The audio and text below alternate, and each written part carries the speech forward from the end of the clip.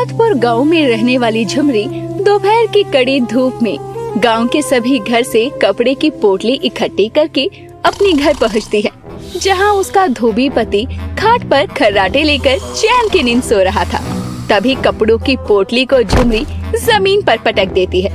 आहा, जरा देखो धोबी महाराज को कैसे टांगे पसारे अब तक बिस्तर पर पड़े हैं। अरे ओ आलस के मारे धोबी प्यारे, जरा उठने का कष्ट कर लो। गहरी नींद में सोए लल्लन धोबी के कान में भला कहाँ झुमरी की बात जाती।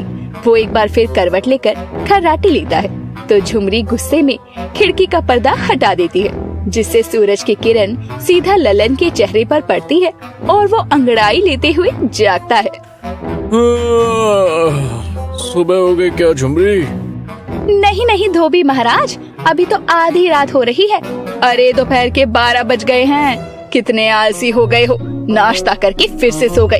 अरे मैं पूछती हूँ, काम धंधे का कुछ ध्यान है भी या नहीं? काम तो जिंदगी भर ही करना है भाग्यवान। और क्या बात हो गई, तुम मुझ पर इतना चिल्ला क्यों रही हो? कभी प्यार से भी बात कर लिया करो, तुम्हारा पति हूँ मैं। तुम पति कम, आलस से जानवर ज्यादा लगते हो। अभी उठो और काम धाम में मेरी कुछ मदद कर लो और सारे कपड़े घाट पर ले जाकर धो दो। ललन कपड़ों का ढेर देखकर भौचक्का रह जाता है और दुखी होकर अपनी पत्नी से कहता है, भाग्यवान, कितने सारे कपड़े हैं यहाँ पे, इन सबको आज ही धोना जरूरी है क्या? आज नहीं तो क्या अगले जन्म में धोगे? अरे समय से धोकर कपड़े पहुँचाएंगे तभी तो पैसे कमाएंगे ना। चलिए लेकर जाइए इन्हें घाट पर। हाँ लेकर जाता हूँ। तभी ललन सीटी बजाता है तो उसका गधा गबरू घंटी बजाते हुए घर के अंदर आता है और कपड़े की पोटली को अपने मुंह में उठाकर अपनी पीठ पर लाद लेता है। उसे देखकर झुमरी मुंह बनाते हुए कहती है, मुझे तो समझ ही नहीं आता कि लोग गाय, भैंस, कुत्ता, बिल्ली पालते हैं, लेकिन तुमने ये गधा क्यों पाला है? इसलिए ताकि ये गधा मजदूरी करे और मुझे आराम मिलता रहे। अरे आराम हराम होता है, ये बात कब समझोगे तुम? बस भी करो, तुम्हारा भाषण सुनता रहा तो धोबी घाट जाने में देर हो जाएगी और ये कपड़े समय से धुल नहीं पाएंगे, इसलिए अब मुझे जाने दो। अरे रे, बोल तो ऐसे रहे हो जैसे मैंने रोक रखा है। अरे जाइए ना, मैंने कौन सा आपका हाथ पकड़ा है? लल्लन धोबी अपने गधे गबरू के साथ घाट पर जाने के लिए निकल जाता है। जहाँ लल्लन धीमी धीमी चाल में घाट की ओर बढ़ता है तो वहीं उसका गधा गबरू तेजी दिखाते हुए उससे पहले ही जाकर सारे कपड़े घाट पर पहुँचा देता है। घाट पर पहुँचकर लल्लन एक जगह आराम से बैठ जाता है और हाफते हुए कहता है, घर से घाट पैदल चलकर आने में तो मैं थक ही जाता हूँ। एक काम करता हूँ, पहले थोड़ा आराम कर लेता हूँ, उसके बाद कपड़े धोना शुरू करूँगा। इतना कहकर आलसी लल्लन कपड़े धोने की जगह घाट पर बैठकर आराम करने लगता है।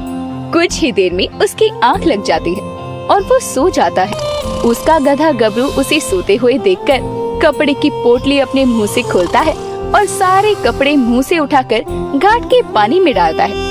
उसके बाद कपड़ों को मुंह से उठाकर पटक पटक कर सुखा भी देता है।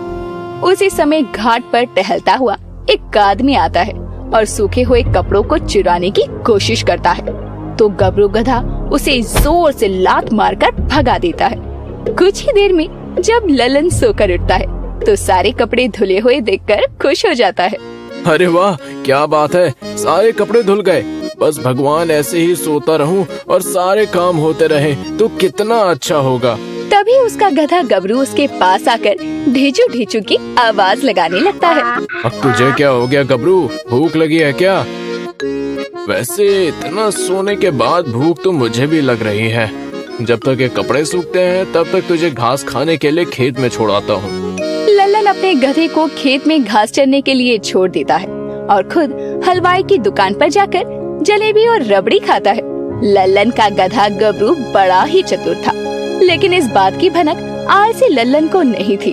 गबरू अक्सर लल्लन की जगह घाट पर कपड़े धोकर सुखाया करता और तो और कपड़ों को प्रेस करके लोगों के घर भी पहुंचा दिया करता।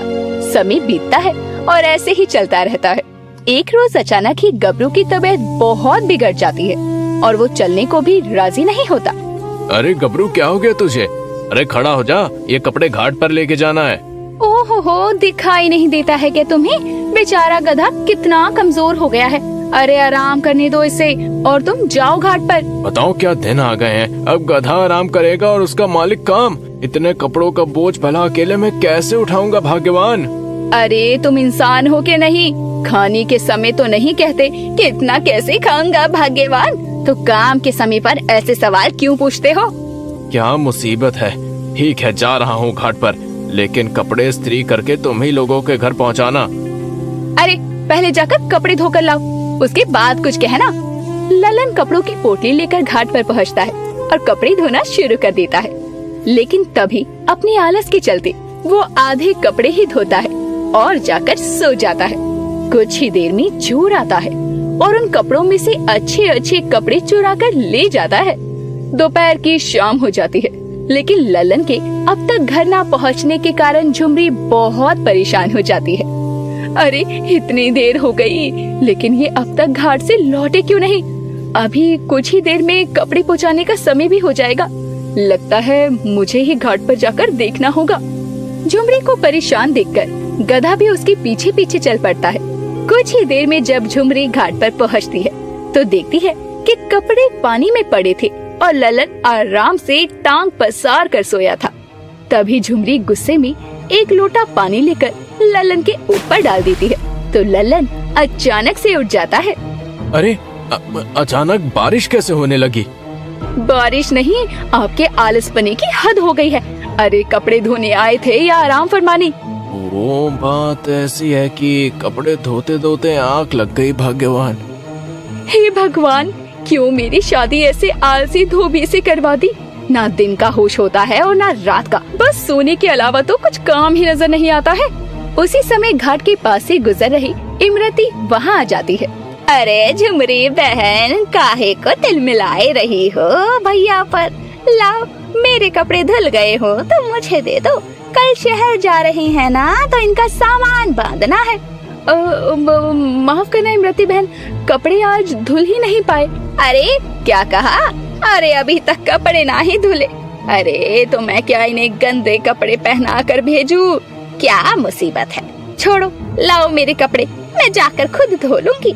हाँ, अभी देती हूँ। झुमरी उन कपड़ों में से इमरती के कपड़े ढूंढने लगती है। उसका गधा भी कपड़े ढूंढता है, लेकिन कपड़े कहीं नहीं मिलते, तो झुमरी परेशान हो जाती है। ए जी, इमरती बहन के कपड़े कहाँ हैं? मैंने आपको धोने के लिए दिए थे ना। पता नहीं भाग्यवान, जो भी है यही कपड़े हैं। लेकिन इसमें तो कपड़े है ही नहीं। क्या कहा? कपड़े नहीं है? अरे तो कहाँ गए मेरे कपड़े? कहीं चोरी तो नहीं हो गए? हे भगवान, कल मेरे इनको शहर जाना है, आज तुम दोनों पति पत्नी ने मिलकर कपड़े ही गायब कर दिए। अब मैं क्या कहूँगी इनको? इमरती बहन, सब मेरी गलती है, मुझे माफ कर दीजिए। मैं आपको आपके कपड़े के पैसे लौटा दूंगी। अरे वो तो तुम्हें लौटाने पड़ेंगे। गलती हो गई जो कपड़े धोने के लिए तुम्हें पकड़ा दिए। आज के बाद से तुमसे कपड़े क्या, एक रुमाल तक ना धुलाऊं। इमरती गुस्से में वहाँ से चली जाती है और झुमरी घूरते हुए ललन को देखती है। अरे शर्म करो।